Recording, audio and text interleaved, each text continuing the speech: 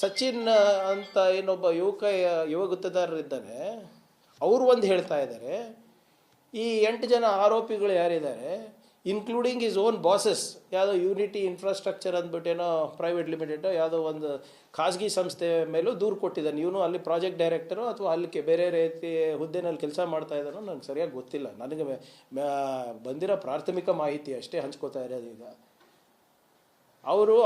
ಅವ್ರ ಯಾವ ಸಂಸ್ಥೆನಲ್ಲಿ ಕೆಲಸ ಮಾಡ್ತಾ ಇದ್ದಾರೆ ಅವ್ರಿಗೆ ಕೂಡ ಏನು ಅಕ್ಯೂಸ್ ಮಾಡಿದ್ದಾನೆ A4 to A8. ಇಲ್ಲಿ ಆರೋಪಿಗಳು ಒಂದು ಹೇಳ್ತಾ ಇದ್ದಾರೆ, ಇವರು ಒಂದು ಹೇಳ್ತಾ ಇದ್ದಾರೆ. ಆರೋಪಿಗಳು ಕೂಡ ಭಾಳ ಸ್ಪಷ್ಟವಾಗಿ ಏನು ಹೇಳ್ತಾ ಇದ್ದಾರೆ, ಇವರು ಸಚಿನ್ ಅನ್ನೋ ಯುವಕರು ಗುತ್ತೇದಾರರು ಅವ್ರ ಕಂಪನಿ ಮುಖಾಂತರ ನಮಗೆ ಅಪ್ರೋಚ್ ಮಾಡಿದರು. ನಮಗೆ ಹೀಗೆ ಟೆಂಡರ್ ಆಗ್ತಾ ಇದೆ, ನಮಗೆ EMD ಕೊಡ್ಲಿಕ್ಕೆ ದುಡ್ಡಿಲ್ಲ, ಕೊಡಿ ನಮಗೆ ಸ್ವಲ್ಪ ಫೈನಾನ್ಸ್ ಮಾಡಿ ಅಂತ. ಅದಕ್ಕೆ ನಾವು ಅವರಿಗೆ 65 ಲಕ್ಷ ರೂಪಾಯಿ ನಾವು ಬ್ಯಾಂಕ್ ಟ್ರಾನ್ಸಾಕ್ಷನ್ ಮಾಡಿದ್ದೀವಿ. ಏನು ಕಳ್ತನ ಅಂತೂ ಇಲ್ಲ, ಅಥವಾ ಅಡ್ಡದಾರಿ ಇಲ್ಲ, ಅಥವಾ ಬೇರೆ ರೀತಿಯ ಸಾಕ್ಷಿ ಇಲ್ಲ ಅಂತಿಲ್ಲ. It's a legal transaction between A and B. ಅದಕ್ಕೆ ಪ್ರೂಫ್ ಇದೆ ಅಂತ ಅವರು ಹೇಳ್ತಾ ಇದ್ದಾರೆ, ಯಾರು ಆರೋಪಿಗಳು. ಅದ್ರ ಮೇಲೆ 15 ಲಕ್ಷ ನಗದು ಕೊಟ್ಟಿದ್ದಾರೆ ಅಂತ ಹೇಳ್ತಾ ಇದ್ದಾರೆ. ಈಗ ಸಚಿನ್ ಏನು ಹೇಳ್ತಾ ಇದ್ದಾರೆ, ಇವರು ನಮಗೆ ಟೆಂಡರ್ ಇಸ್ಕೊಡ್ತೀನಿ ಅಂತ ನಮ್ಗೆ ಹೇಳಿದರು. ಎಲ್ಲಿ? KIDBನಲ್ಲಿ, ಝೂ ಅಥಾರಿಟಿನಲ್ಲಿ, RDನಲ್ಲಿ ಅಂತ ಹೇಳಿದರು. ಈಗ ಯಾರು ಏನು ಹೇಳಿದ್ದಾರೆ ಗೊತ್ತಿಲ್ಲ. ಈಗ ಅವ್ರದ್ದು ನಂಬದ ಇವ್ರದ್ದು ನಂಬದ ಗೊತ್ತಿಲ್ಲ. ಅದಕ್ಕೆ ತನಿಖೆ ಆಗಬೇಕಲ್ಲ. ಇದರಲ್ಲಿ ನಮ್ಮ ಪಾತ್ರ ಏನಿದೆ? ಎಲ್ಲನ ಅವರು ಪ್ರಿಯಾಂಕರ್ಗೆ ಅವರು ನನಗೆ ಪ್ರಾಮಿಸ್ ಮಾಡಿದರು, ಪ್ರಿಯಾಂಕರ್ಗೆ ಅವರು ಮೌಖಿಕ ಆದೇಶ ನೀಡಿದರು, ಬರೆದು ಕೊಟ್ಟಿದ್ರು, ಏನಾದರೂ ಹೇಳಿದಾರಾ? ಅವ್ರವ್ರ ವ್ಯವಹಾರ ಇದೆ. ಅವರು EMDಗೋಸ್ಕರ ದುಡ್ಡು ಕೇಳಿದ್ರು ಅಂತ ಇವ್ರು ಹೇಳ್ತಾರೆ, ಅವರು ಇಲ್ಲ ನಮಗೆ ಇಸ್ಕೊಡ್ತೀನಿ ಅಂತ ಅವ್ರು ಹೇಳ್ತಾರೆ. ಅದು ಯಾವುದೋ ಏರ್ಪೋರ್ಟ್ ಪ್ರಾಜೆಕ್ಟ್ ಇತ್ತು, ಅದಕ್ಕೆ ನಮಗೇನು ಸಂಬಂಧ? IDDಗೆ ಸಂಬಂಧ ಅವೆಲ್ಲನೂ ಕೂಡ. ಸೊ ಹಾಗಾಗಿ ಇವತ್ತು ನಿನ್ನೆ BJP ಅವರು ಏನೋ ಒಂದು ಹೋಗಿ ಪ್ರತಿಭಟನೆ ಮಾಡಿದ್ರು. ಇಲ್ಲ ಕೇಸ್ ಆಗಬೇಕು, ಅದು ಮಾಡಬೇಕು, ಇದು ಮಾಡಬೇಕು. ಅವರು ಪೊಲೀಸ್ ಸ್ಟೇಷನ್ನಲ್ಲಿ ಗುಂಡಾಗಿರಿ ಮಾಡಿದ್ರೆ ನಾವು ಸುಮ್ಮನಿರೋಕ್ಕಾಗ್ತದೇನ್ರಿ? ಇದು ನೋಡಿ, ಇದು ನೀವು ಹೇಳಿದ್ರಲ್ಲ, ನಮ್ಮ ಯಾವಾಗಲೂ ಕೂಡ ನಾವು ಮಾತಾಡಬೇಕಾದ್ರೆ ಭಾಳ ಜವಾಬ್ದಾರಿಯುತವಾಗಿ ಮಾತಾಡ್ತೀನಿ, ಸುಮ್ಮನೆ ಇದು ಅಲ್ಲ. ನೋಡಿ, ಇದು ನಿನ್ನೆ ಸ್ಟೇಷನ್ನಲ್ಲಿ ನಡೆದಂಥ ಘಟನೆ ಎಲ್ಲ ನಮ್ಮ ಕಲಬುರಗಿನಲ್ಲೆಲ್ಲ ವೈರಲ್ ಆಗಿದೆ. ಇದು ಯಾರು ಇವರೆಲ್ಲ? BJP ಮಾಜಿ MLAಗಳು ಮತ್ತು ಹಾಲಿ MLAಗಳು. ನೋಡಿ, ಅವರು ಒಬ್ಬರೇ ಇನ್ಸ್ಪೆಕ್ಟರ್ ಮೇಲೆ ಹೇಗೆಲ್ಲರೂ ಮಾಡ್ತಾ ಇದ್ದಾರೆ. ಇವ್ರದ್ದೇನೆಂದರೆ, ಇವ್ರ ಮೇಲೆ ಏನೋ ಒಂದು ಸಂಚು ನಡೀತಾ ಇದೆ, ಅದಕ್ಕೆ ನೀವು FIR ರಿಜಿಸ್ಟರ್ ಮಾಡಬೇಕು ಅಂತ ಭಾಳ ಸ್ಪಷ್ಟವಾಗಿ ಅವರು ಯಾರು ನಮ್ಮ ಹೋಮ್ ಡಿಪಾರ್ಟ್ಮೆಂಟ್ ಅವರು ಇದು ನಾನ್ ಕಾಗ್ನಿಸಿಬಲ್ ಆಗ್ತದೆ, ನಮ್ಮ ವ್ಯಾಪ್ತಿಗೆ ಬರೋದಿಲ್ಲ, ದಯವಿಟ್ಟು ಕೋರ್ಟಿಂದ ತರಬೇಕಾಗುತ್ತೆ ಅಂತ ಹೇಳ್ತಾ ಇದ್ದಾರೆ. ಅದಕ್ಕಿಲ್ಲ ನೀವು FIR ಕೊಡಿ, ಈಗಲೇ ಕೊಡಿ, ಈಗಲೇ ಕೊಡಿ ಅಂತ ಹೇಳಿದ್ರೆ ಹೌ ಇಸ್ ಇಟ್ ಪಾಸಿಬಲ್? ಇವ್ರಿಗೆ ಕಾನೂನಿನ ಅರಿವು ಇದೆಯಾ ಇಲ್ವಾ? ಆಮೇಲೆ ಅದಕ್ಕೆ ನನ್ನ ಮೇಲೆ ಏನಾದರೂ ಆಗ್ತಾ ಇದ್ದರೆ ನಾನು ಹೋಗಿ ಹೈಕೋರ್ಟಿಗೆ ಅಪೀಲ್ ಹಾಕಬೇಕು, ನಾನು ಕೋರ್ಟಿಗೆ ಹೋಗಿ ಅಪೀಲ್ ಹಾಕಬೇಕು, ಅಲ್ಲಿಂದ ಆದೇಶ ತರಬೇಕು.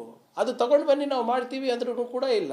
ಇವತ್ತು ಕಲಬುರಗಿನಲ್ಲಿ ಬಂದ್ ಥರ ಮಾಡಿಬಿಟ್ಟು ಅಲ್ಲಿ ಸರ್ಕಲ್ನಲ್ಲಿ ಪ್ರತಿಭಟನೆ ಮಾಡಿದ್ದಾರೆ. 200-300 ಜನ ಟೈರ್ ಸುಟ್ಟಿ, ಅದು ಮಾಡಿ ಇದು ಮಾಡಿ. ಸರಿನಾ? ಇದು ಕಾನೂನಿನ ಪ್ರೊಸೀಜರ್ಸು ಫಾಲೋ ಆಗ್ತಾ ಇಲ್ಲ, ಅಥವಾ ಏನು ನಾವೇ ಉದ್ದೇಶಪೂರ್ವಕವಾಗಿ ಏನಾದರೂ ಮಾಡ್ತಾ ಇಲ್ಲ ಅಂದರೆ ಆಯಿತು, ನೀವು ಮಾಡಿ, ಪ್ರತಿಭಟನೆ ಮಾಡಿ, ನೀವು ಕೋರ್ಟಿಗನ ಹೋಗಿ.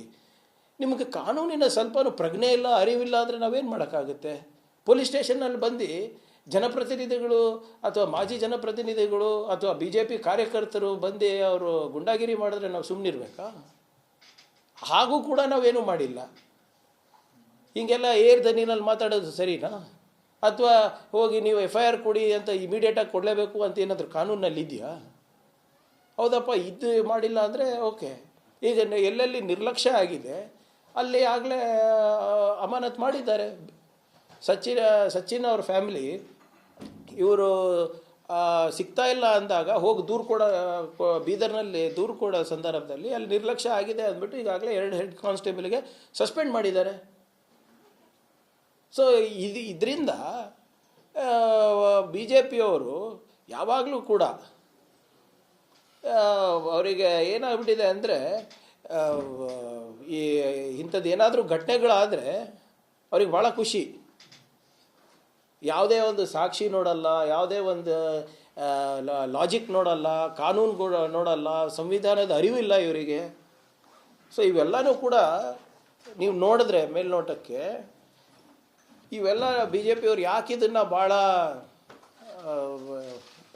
ಪ್ರೀತಿಯಿಂದ ತೊಗೊಳ್ತಾ ಇದ್ದಾರೆ ಅಂದರೆ, ಒಂದು ನಾನಿದ್ದೀನಿ ಅಂತ. ಎಲ್ಲೋ ಒಂದು ಕಡೆ ಯಾರೋ ಒಬ್ಬರು ನಮ್ಮ ಕಾರ್ಪೊರೇಟರ್ ಅವರ ಬ್ರದರ್ ಇದರಲ್ಲಿ ಇದ್ದಾರೆ ಅಂದ್ಬಿಟ್ಟು, ಅವ್ರ ಅಣ್ಣ ಇದ್ದಾರೆ ಅಂದ್ಬಿಟ್ಟು ತೊಗೊಂಡಿದ್ದಾರೆ.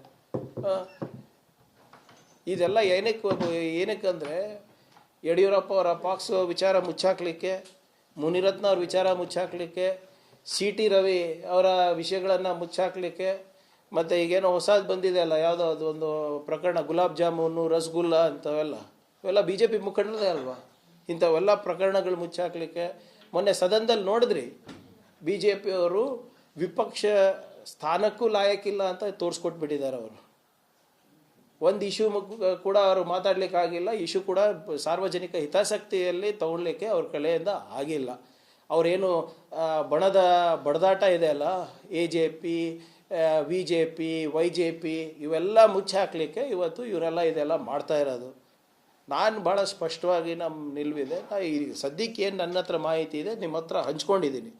ನಾನು ಕೂಡ ಇಂಥ ಘಟನೆಗಳನ್ನು ಆಗಬಾರ್ದು, ಅದು ಯಾರೇ ಇರ್ಬೋದು, ವಂಚನೆ ಯಾರಿಂದ ಆಗಿರ್ಬೋದು, ಅದು ತನಿಖೆ ಆಗಲಿ. ಯಾರು ಎಲ್ಲೂ ಓಡೋಗಿಲ್ಲ, ಯಾರು ತಪ್ಪಿಸ್ಕೊಂಡು ಓಡಾಡ್ತಾ ಇಲ್ಲ. ಅವ್ರದ್ದು ನಿಜಾನ ಇವ್ರದ್ದು ನಿಜಾನ ಬ್ಲ್ಯಾಕ್ ಆ್ಯಂಡ್ ವೈಟ್ ಅಲ್ಲಿ ಬರಲಿ ಎಲ್ಲ ಹೊರಗಡೆ. ಇವರೇ ಆಗಲೇ ಕನ್ಕ್ಲೂಷನ್ ಮಾಡಿಬಿಟ್ಟಿದ್ದಾರಾ ಬಿ ಜೆ ಪಿಯವರು? ನಾನು ಭಾಳ ಸ್ಪಷ್ಟವಾಗಿ ಹೇಳಲಿಕ್ಕೆ ನಾನು ಬಯಸ್ತಾ ಇದ್ದೀನಿ, ಇಂಥ ಘಟನೆಗಳು ಆಗಬಾರ್ದು. ಇದಕ್ಕೆ ಅವರೇನು ವೈಯಕ್ತಿಕ ವ್ಯವಹಾರ ಏನೇ ಇರ್ಬೋದು, ಅದಕ್ಕೆ ಸರ್ಕಾರಕ್ಕೆ ಸಂಬಂಧ ಇಲ್ಲ, ಅದಕ್ಕೆ ಇಲಾಖೆಗೆ ಸಂಬಂಧ ಇಲ್ಲ, ಅದಕ್ಕೆ ನನಗೆ ಸಂಬಂಧ ಇಲ್ಲ. ಭಾಳ ಸ್ಪಷ್ಟವಾಗಿ ಹೇಳಲಿಕ್ಕೆ ಬಯಸ್ತಾ ಇದ್ದೀನಿ. ಮತ್ತು ಇದಕ್ಕೆ ಏನು ಇವಾಗ ರೈಲ್ವೆ ಪೊಲೀಸ್ ಸ್ಟೇಷನ್ನಲ್ಲಿ ತನಿಖೆ ನಡೀತಾ ಇದೆ. ಅವರೇನಾದರೂ ನಮ್ಮ ಜಿಲ್ಲಾ ಆಡಳಿತ ಮತ್ತು ಬೀದರ್ ಜಿಲ್ಲಾ ಆಡಳಿತದವರೆಗೂ ನಾನು ಹೇಳಿದ್ದೀನಿ, ಅದೇನೇ ಸಹಕಾರ ಬೇಕಿದ್ರೂ ಅವ್ರಿಗೆ ಕೊಡಲಿಕ್ಕೆ, ಅಕಸ್ಮಾತ್ ಅವರೇನಾದರೂ ಹಸ್ತಾಂತರ ಮಾಡ್ತೀರಿ ಇಲ್ಲಿ ಅಂತ ಹೇಳಿದ್ರು ಕೂಡ ಅದಕ್ಕೂ ಕೂಡ ರೆಡಿಯಾಗಿರಿ ಅಂತಲೂ ಕೂಡ ನಾನು ಮನವಿ ಮಾಡ್ಕೊಂಡಿದ್ದೀನಿ. ಮತ್ತು ಹೋಮ್ ಮಿನಿಸ್ಟರ್ ಅವ್ರಿಗೆ ಕೂಡ ಮನವಿ ಮಾಡ್ಕೊಂಡು, ನೋಡಿ ಸರ್ ಅವ್ರ ಕಡೆಯಿಂದ ಆಗ್ತಾ ಇಲ್ಲ ಅಂದರೆ, ಅದು ಏನಾದರೂ ಲೋಕಲಲ್ಲಿ ಆಗ್ತಾ ಇಲ್ಲ ಅಂದರೆ ಇಂಡಿಪೆಂಡೆಂಟ್ ಸಂಸ್ಥೆಯಿಂದನೂ ಕೂಡ CID ಇರ್ಬೋದು, ಬೇರೆ ಸಂಸ್ಥೆಯಿಂದ ಯಾವುದಾದ್ರೂ ನಿಮ್ಗೆ ಸೂಕ್ತ ಅನ್ನಿಸುತ್ತೆ ಅವ್ರಿಗೆ ಕೂಡ ತನಿಖೆ ಮಾಡಲಿಕ್ಕೆ ನಾನು ಕೂಡ ಆಗ್ರಹ ಮಾಡ್ತಾಯಿದ್ದೀನಿ. ಇದರಲ್ಲಿ ಯಾವುದೇ ಸುಮ್ಮನೆ ಹುಳುಕಿರಲಾರ್ದೆ ಆರೋಪ ಮಾಡೋದು, ಯಾವುದೇ ವಿಷಯ ಇರಲಾರ್ದೆ ಆರೋಪ ಮಾಡೋದು ಬಿ ಜೆ ಪಿಗೆ ಸೂಟ್ ಮಾಡಲ್ಲ. ಏನಿದ್ರು ಕೂಡ ದಯವಿಟ್ಟು ಸಾಕ್ಷಿಗಳು ಕೊಡಿ, ನಾವು ಹೆಂಗೆ ಕೊಡ್ತಾ ಇದ್ದೀವಲ್ಲ ದಾಖಲೆಗಳು ಕೊಡಿ, ಮಾಡೋಣ. ಬರಲಿ FSL ರಿಪೋರ್ಟು, ಅದು ಯಾರು ಬರೆದಿರೋದು ಡೆತ್ ನೋಟು, ಅದರಲ್ಲಿ ವಿಷಯಗಳು ಏನಿದೆ, ಹೇಗಿದೆ, ಅದೆಲ್ಲ ನೋಡ್ಕೊಂಡು ಇವಿಲ್ಲಿ ದಿಸ್ತಿಗೆ ಇವನ್ ನಾವೇನು ಅವರ ಒಬ್ಬ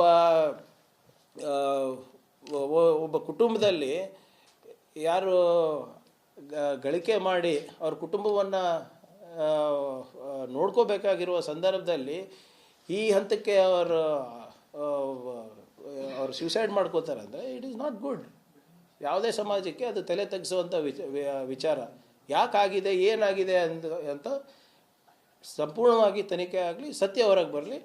ಇದರಲ್ಲಿ ಯಾವುದೇ ರೀತಿಯಾಗಿ ಮರೆಮಾಚೋದಾಗಲಿ ಅಥವಾ ಏನು ವಿಷಾಂತರ ಮಾಡೋದ್ರಾಗಲಿ ನಮ್ಮ ಇಲಾಖೆಯಿಂದ, ನಮ್ಮ ಸರ್ಕಾರದಿಂದ ಅಥವಾ ನಮ್ಮಿಂದ ಆಗೋದಿಲ್ಲ.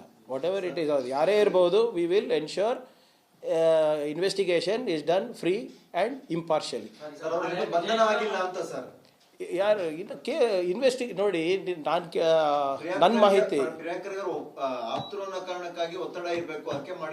ನೋಡಿ, BJP ಅವ್ರು 100 ಹೇಳ್ತಾರ್ರಿ, ಅದು ಮಾಜರಾಗಿದೆಯಾ ಇಲ್ಲ ಸೈಟು ನಮ್ಗೆ ಗೊತ್ತಿದೆಯಾ. ರೈಲ್ವೆ ಪೊಲೀಸವರು ಇನ್ವೆಸ್ಟಿಗೇಷನ್ ಮಾಡ್ತಾ ಇದ್ದಾರೆ. ಅವ್ರೇನಾದರೂ ಬಂದು ಕೇಳಿದ್ರೆ ಡೆಫಿನೆಟ್ಲಿ ಅವ್ರು ವಿಚಾರಣೆ ಕರೆದ್ರೆ ಹೋಗ್ಬೇಕಾಗ್ತದಲ್ಲ. ಒಂದು ನಿಮಿಷ ಸರ್. ಆಮೇಲೆ ಆರೋಪಿಗಳು ಯಾರಿದ್ದಾರೆ ಅವರು ಕೂಡ ನಿನ್ನೆನೋ ಒಂದು ವಿಡಿಯೋ ಮುಖಾಂತರ ಹೇಳಿದ್ದಾರೆ, ಹಿಂಗಾಗಿದೆ, ಅದು ತಪ್ಪು ಮಾಹಿತಿ ಹೋಗೋದು ಬೇಡ ಅಂದ್ಬಿಟ್ಟು ಅವ್ರು ಮಾಡ್ತಾಯಿದ್ದಾರೆ. ಅವರು ಎಲ್ಲೂ ತಲೆ ತೆಗೆಸಿ ಓಡಾಡ್ತಾ ಇಲ್ಲ. ಅವ್ರೇನು ಅಬ್ಸ್ಕಾಂಡಿಂಗ್ ಇದ್ದಾರಾ? Nobody is absconding.